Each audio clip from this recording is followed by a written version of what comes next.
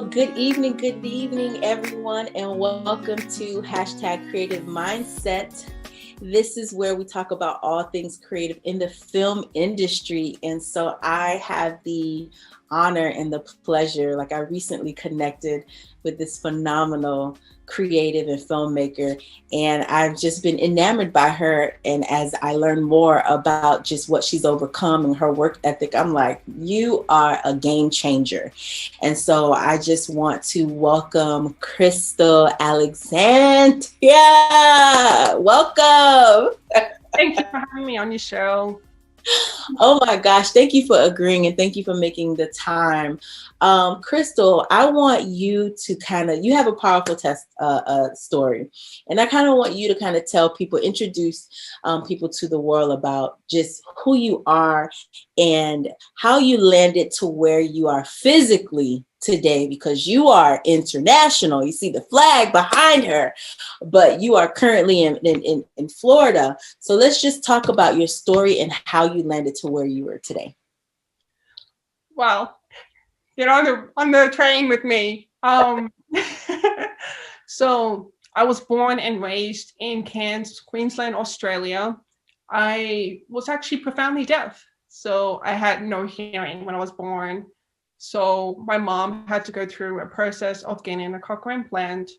So I had my first one at around 2 years old. I had a lot of complications. So that ended up making me famous in my hometown because I was one of the first kids to go through 3 different implants to finally get the official one. And so I went through school. I went to mainstream school. My mom was very tough on me, making sure that I stay independent. I'm not being babied, because that tends to happen with disability kids, because you want to protect them, you want them to be safe. So my mom got me through a lot of speech therapy. So I learned to talk. I didn't learn to talk till I was 5. So I relied on sign language. So there was a lot of heavy speech therapy during schooling. And I didn't get my left ear done till I was 19. And it was meant to happen because I was getting to a point where I was going to do film. I was studying film in high school, and my mom noticed that I tend to have trouble in group conversations, and film is very heavily on a lot of people on set. So my mom was like, okay, let's get the second implant. That way you can help with your job in the future. So I got the second one done, no problems at all. They actually told me that I may get 50% of getting hearing in my left ear because it's been so long and I never really heard sound in my left ear. So there was a little nervous, but I actually heard my first beep and I got very emotional because they told me that I might not hear anything. So now with my left ear, since it's not clear with my right ear, because I grew up with my right ear with the implant, so everything sounds clear. I can hear music. Whereas with my left ear, it's kind of learning. I can hear people's voices. I was able to identify if my mom's talking or my sister or a male person. And for music, it took me a while to understand music. At first, it started as beats, and then slowly started hearing the lyrics. And so that's part of my journey with my cochlear implant. Well, and okay, let me pause for a second. So you're a film student, right? And so you got your film degree. And so kind of how have you been able to kind of really maneuver and work in this industry that's really fast paced? You got to communicate, you got to move fast, you're learning, you're growing. So talk about just that process of getting into film. Well, actually, I didn't technically get a film degree. I actually studied film in high school. Then I went to a film school for 1 year. Then I finally moved to US. My mom wanted to move the whole family to US. And I was like, I'm going to come because I hear that America was a great opportunity for film opportunities. And it was. I mean, I was so blown away. And so I went here, and there were some restrictions for foreigners. Like, we couldn't go to college on a normal rate. We had to pay triple to go to a college. And I was like, and with the exchange rate at the time, we lost every 100,000, we lost 30 grand. So my education went out of the window. So for the first year, I had to work in the family business, which is a local gym in Stanford. And so I started making videos in the gym, just like posting them, and then people were like, "Oh wow, this girl knows how to shoot videos." So usually it's the client from the gym will hire me and do their videos. And it was funny because there was a social gathering that my mom went to, and there was a person named Hank Stone. He was like one of those famous actors back in the day.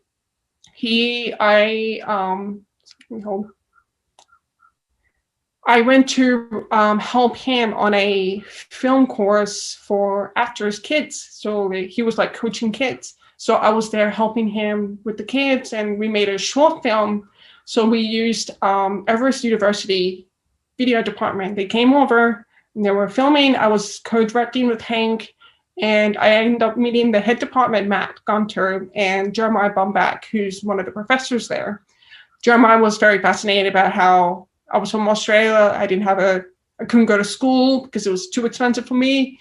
So he said, "Hey, I'm teaching at Orange Technical College," which was originally called Orlando Tech at the time. It's like a diploma course. It's 1.5 years. You get a piece of paper for video production. Mm-hmm. So my mom's like, "Yeah, you need some piece of paper to show that you know what you're doing," because nowadays everyone requires a degree, which is very sad. It shouldn't be like that. So I went to Orange Technical College. I met my professor, Mr. Reed, who was teaching adults. When I graduated, I was already working a lot on film set. I met a person who referred me to another person that brought me on to UMC Projects, which is All Black Network. I don't know if you've seen any of those. Mm-hmm. So I worked a lot on your work. Oh my gosh. Oh, the fact that you got to edit and be a story editor on some of the actors that I just love just looking at. I know. So this is a funny story. So I was supposed to DIT. That was my job at the time. My first show I worked on was Bronx SIU. It's a cop show. It has Shanti Laurie and Brian J. White. I think he was from Scandal. Really cool actors. So I was just at DIT making, dumping all the footage, and the producer came by and the director said, "Hey, can you just edit this scene so we can see what it looks like if we need to shoot any extra shots?" So I was like, "Okay, let me just edit it." And they're like, "Wow, do you want to edit the whole show? Like right on the spot?" I was like, "Yeah, I can." So I ended up editing the whole show, and the director just came by and like polished up the way he wanted. And that's how it started. They kept calling me back for the new season, and they did Ladies of the Law, which is like a comedy lawyer reality kind of show. That was very interesting because I'd never done reality where the camera moves. It's kind of like The Office. So that was really cool. And the next one was A House Divided. That was one of our biggest projects yet. We did 3 seasons on that. So the first one I think I did like most of the episodes, and then the second season, because it's the high demand of turnaround, so we had more editors working on it. So it was really cool experience, like fast tracking within like 3 years. Wow. And like so the fact that you landed and you were there at the right place at the right time, just doing your job. They hired you to do DIT, and then you said yes to something extra, right? Mm-hmm. Like before we got on this call, we were talking about just, set etiquette and just having a work ethic, and the fact that you said yes to doing something extra and how it catapulted you, like, what do you attribute that to, and what's the benefits of that on set, being that person to go above and beyond, and what else have you seen in just your career because of your work ethic? Because I attribute that to your work ethic for you to be able to do that. Because I'm deaf, and the fact that I have to concentrate really hard and work hard to overcome my obstacles personally and work above and beyond outside of myself to make myself more valuable to others, and also because I represent the community with cochlear implant and deaf people, so I have a higher purpose of being a role model to others and say, hey, this girl's deaf and she edits and she works with 30 people on set, like that's incredible. So that tells you like there's no limit. Yes, it can be very difficult. There are times where I wanted to cry or I just want to hide in a corner, but I said, no, I represent the people. I need to go out there and show that anything's possible. There's no limit. Always ask for help. You'll be surprised. Some people are willing to help. You just gotta ask, you know, you just never know. The worst thing that can happen is no, go find somebody else. So that's why I always try and remind myself about that. And you know what, Krystal, I identify and relate to you so much, being a woman of color, being Black, a Black filmmaker, because I feel the same way. Like I can't step into a set and be mediocre, because number one, I have a community, I have the people that I'm representing, but because I'm Black, I already know the stigma, the stereotypes, and just how hard you just got to fight even more to just prove yourself to your industry peers. And we're a minority. You're a minority. There's not a lot of people like you that's killing it and doing and pushing out work that you're doing. And same here, like it's, you know, we have the Avas, we have Regina, but there still needs to be more. And so I just applaud you. And I need you to pick up that beautiful piece of just, yes. And this is what, look, you guys, this is, you know, I just, inspiration right in front of us. Can you talk about this beautiful piece of award that you are holding in your hand right now? Well, so this is for director. I actually produce, director, and edit a documentary called We Kept America Great. So it's a series about contributions of all Americans, how they built this country. So the first episode was mainly focusing on African Americans and slavery. So how slavery built so much in America, because if it wasn't for slavery, it wouldn't be this country right now.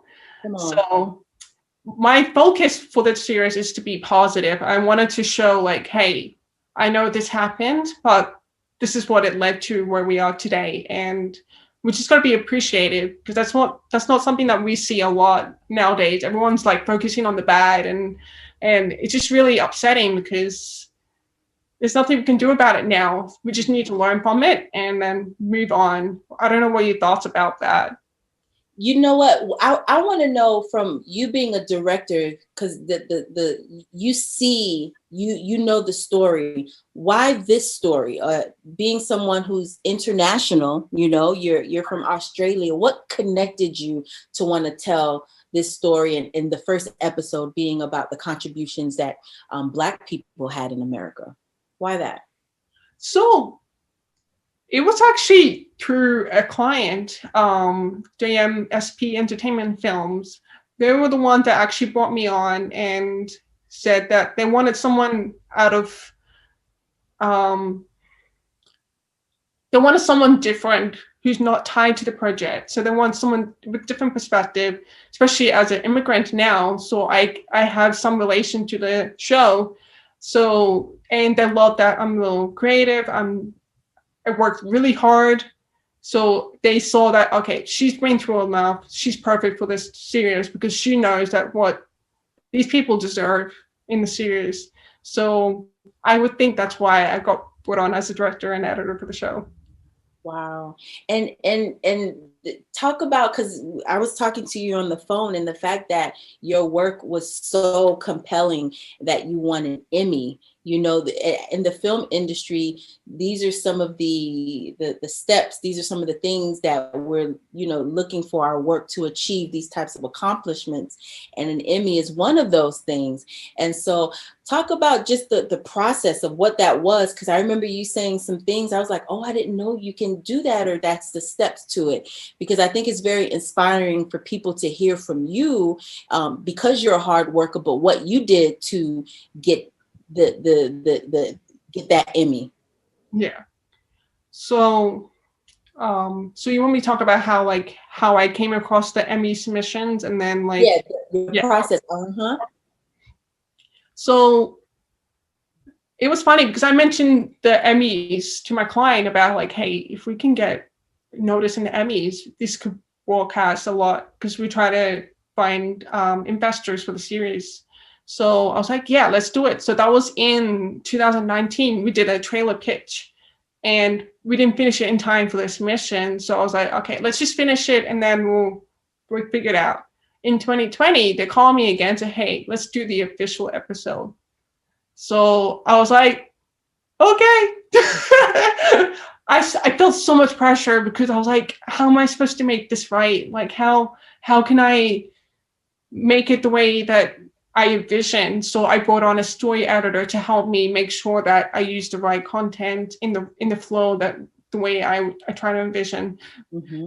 I try not to like feel too much pressure, but because I'm representing everybody, like this is something that I wanted to be done right. So we did it. I think it was a 15-minute episode. So we finished it in time for the submission. So I applied. I uploaded the video, and I don't know what's going on with that. So you researched the process of how to, be in the runnings to get an Emmy. Is that simple, right? It's like a film festival kind of thing. You just got to make sure you meet the requirement of making sure that the video was, And I honestly, to be so honest with you and transparent, I didn't know that it was like that. And that could be just, me not doing the proper research. But the fact that you said that, I was like, wow, it's possible. Like you represent the minority. And I feel so connected, because it's like, wow, we can do it. Like we can really do it. And so thank you for sharing your story. So you are an international award-winning filmmaker, okay? And so I want to just hear from you, just what have you seen what have been some of the benefits that you've experienced, being of an international background, and you're in the United States, like what has that been like for you? Like any challenges or, benefits, connections that you were able to make? Talk about that. It was very interesting experience, because when I came to the US, everything's different, even with language and terms, and even in film, like technical part was very different. So I had to teach myself that you guys use NTSC, not PAL. We use PAL. We shoot everything.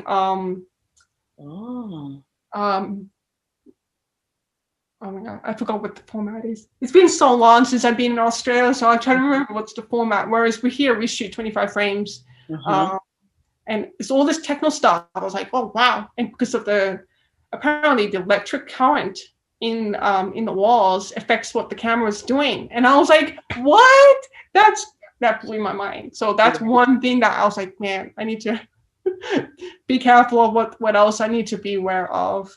And one thing I was very lucky to have is that Americans tend to love Australians. As soon as I mention Australia or my accent, I was like, whoa, you're from Australia? I would love to go there one day, every single time.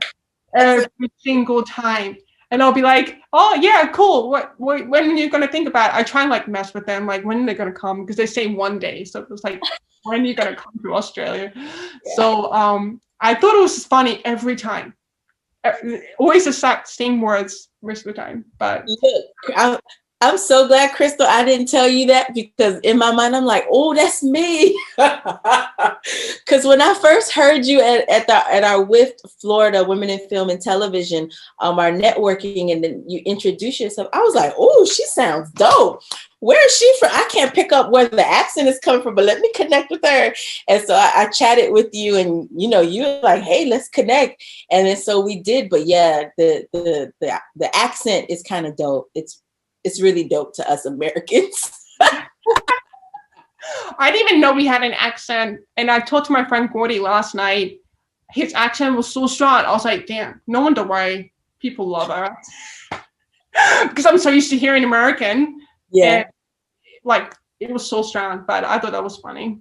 Oh goodness. So Krystal, what projects are you currently working on? Like, what's on the horizon for you as a filmmaker?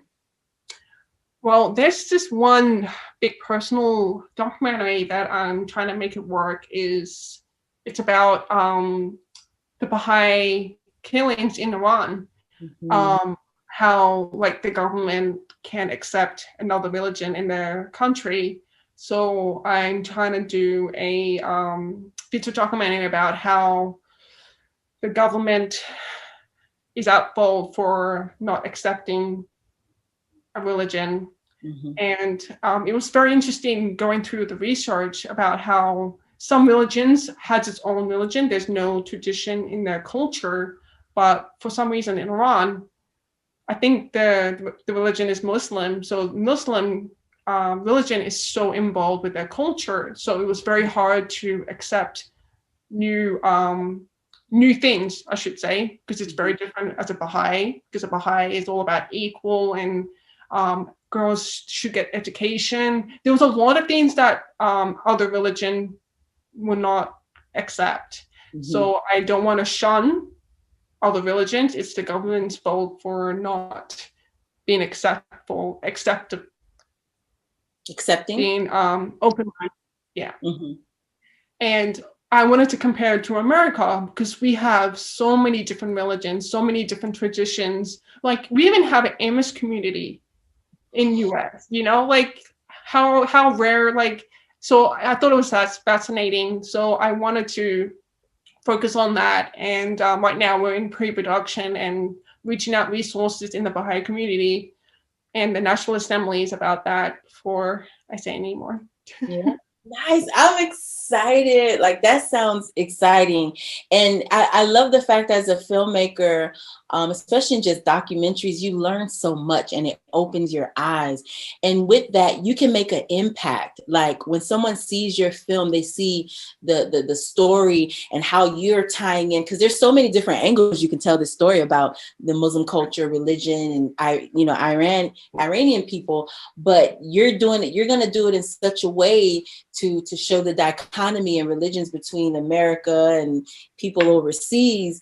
And then when someone sees it, you don't know how it's going to impact their lives and what movements are going to come from your film. So I congratulate you, Queen, for what's going to come. And I'm excited for you. So whatever you need me to do.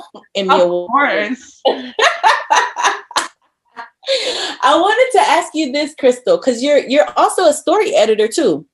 Yeah, I do editing. That was actually my main job, and I'm actually learning to direct because I'm getting to a point where I want to step up my game. Since I had such a strong background in editing, I was like, man, if I know so much about editing, I could direct because I know exactly what I need for the edit, So I'm trying to like teach myself with communication. I ordered books to learn about what it's like to be director and with cinematography and in filmmaking and documentary filmmaking as well, because it's very different to film and documentary. So it's been a whirl of ride for me because I'm learning so much, and I'm still working on it, especially with my personal development, because I get really nervous very easily because of my hearing. So I always get really stressed out very easy. But yeah.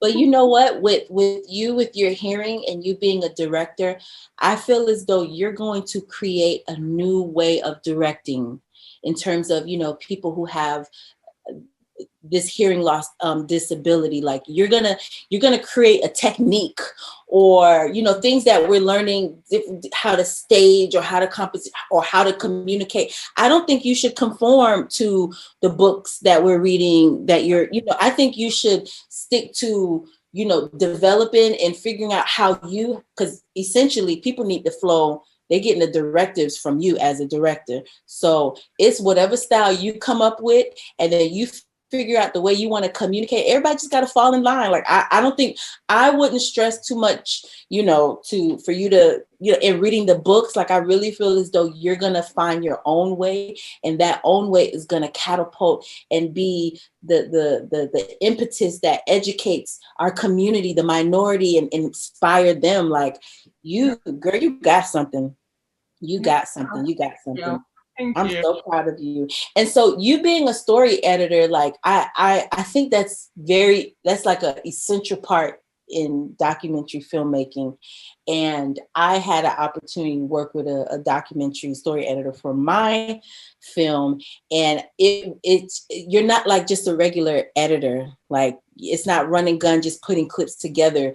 Like I want you to talk about the essentials of being a story editor in a documentary. Like what type of skill set, like what sets you apart? Like what is it about being a story editor for a documentary? I wanted to create awareness. Like my goal is to bring the message forward. Some people think, oh, you're just putting clips together. No, like you're telling the story by angles and by pacing and the storytelling, and even the performance. Like there's so much in performance that could really change the whole scene. Or in documentary, their interviews. And so I think that's what sets me apart. Okay, so Krystal, who are the people in the film industry that you look up to, either as a story editor, director, or just some films? I want to just get into your brain creatively. Like who's inspiring? Who has, or what has inspired you? In high school, we had to do an article on Clint Eastwood's films. It was Gran Torino film versus I'm just gonna say we had to study two of Clint Eastwood's films and talk about how his filmmaking changed the whole film. So we talked about the color, the performance, and the story. And I was like, wow, he really put so much detail. At the time, I thought you just put out the camera and shoot it and like just go from there. But no, it actually put so much detail in it, even like the color scheme of the scenes and the mood that sets for it. And I was like, wow. So I became a little obsessed with Clint Eastwood throughout the years. And when for editing, surprisingly, when Baby Driver film came out, that really blew my mind. Like the pacing of the edit in the music, I that was my thing. I was like, damn, like the amount of pre-production in that, I was like, man, I would love to do something like that. Really? Yeah. Wow. And I think for you to like something as complex as something like that, like you have a mind, like you're able to, like editors, you make what a director visually sees in their brain come to life, like as in, helping them put it together in terms of the clips. And the fact that, you said that you liked something as complex as that, like your mind is a beautiful thing. I can just say that. Okay. I think that's it in terms of questions. I don't know if you have anything else that you would want to share. When people ask me what can they do to make it to where they are, they want to be in the future, I always say like it takes time. Like I've been here for 5 years and I'm always constantly like learning and finding new people. And I wrote my notes. I forgot what. No, that's good. Oh yeah. Yeah, so always start from the bottom, because I did actually start from the bottom. I started as an assistant and I work my way up. And sometimes I just jump a step. Like with editing, I went straight to editing, but for on set, I actually started from the bottom. And always do your best. Listen to your mentors. Pay attention. You'll be surprised what you learn by paying attention, because you may avoid making a mistake in your own shoot, or like you learn something really cool and you think, okay, I'm going to try that for my next project. Mm-hmm. And I know I said this again, be nice to everyone, because you will never know. They might be famous in 2 years' time. They'll remember you. Hey, I remember that person who was nice, who worked hard, who turned up on time. I'm going to bring them back on. So, yeah. Yeah. And you're so right with saying that, because our industry is all about who you know in relationships, you know. So if you're at the bottom, that person, you know, I'm all about, you know, respect and honor and, you know, talking to people the right way. But, you know, if you show that you're willing to work and you come positive on set, like people want to work, have these long shoots around people they like, you know. And so the fact that you said that is so true. And I think, and I feel as though you'll continue to just go far. I just don't want you to forget about me, you know. Just don't forget about me, Krystal. You're so amazing. I can't wait. I'm really praying that we can connect. I know we were talking offline and sending emails, but I really want to connect with you on something, like, but we'll figure it out. So there you have it. This is Miss Krystal, award-winning, Emmy award-winning director. My first of this year, and I was able to talk to an Emmy award-winning director. Sometimes we think like the people that win the Emmys and the Oscars have to be the Spike Lees or the, you know, like all the high, but I'm connecting with you and you got the Emmy, like, come on, like you're not too far away from me. And so I just love that. Thank you for your beautiful spirit and your insight, Krystal. I just love you. And thank you all. Thank you, everyone. Have a good night. Thank you.